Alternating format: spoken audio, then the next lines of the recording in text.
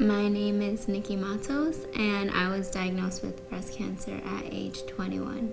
I was really just focused on school. That was my main thing. I was very happy to be close to graduating.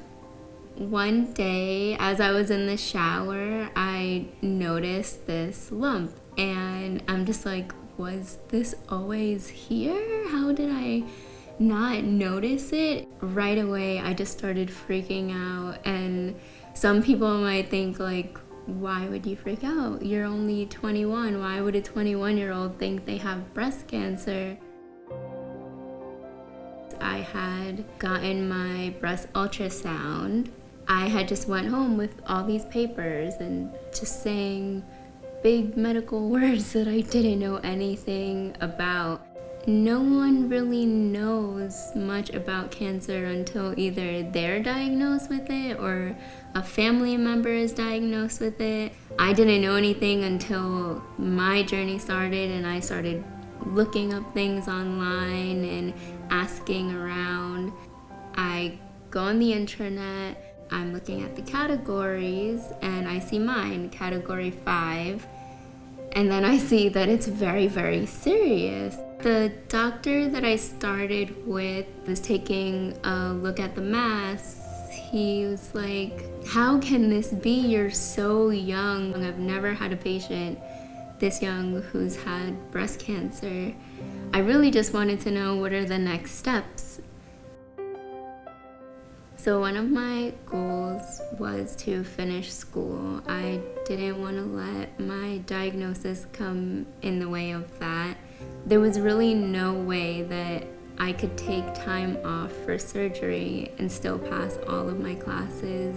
And it was probably one of the hardest things, seeing that it actually was stopping me from doing something that I really, really wanted to do.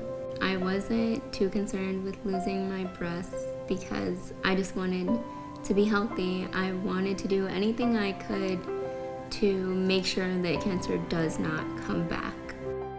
Late September, I got really sick with bronchitis, and it just seemed like it was 10 times worse because of chemo. Walking to my kitchen to get a glass of water, like my heart would just beat out of my chest. I couldn't go anywhere without feeling like I was gonna collapse on the floor. So I ended up going to the emergency room where they admitted me for a toxicity in the lungs due to chemotherapy. It was the time that I felt the weakest. It was the only time that I really thought, like, this is bringing me down. I don't know if I'm gonna make it out of here. And it just felt like everything was spiraling out of control. While I was there in the hospital, Jennifer, actually, the founder of 540, she called me and she's like, hey, I heard you're in the hospital. Like, how are you? I want to see you. Meanwhile, I just met her 2 weeks ago and I'm just like, why do you want to see me? Her and Bob, they came, they brought me magazines, they brought me snacks, they stood with me for a few hours. And I was just so thankful. Such a negative thing turned into a positive. After a while, of course, I started to feel better.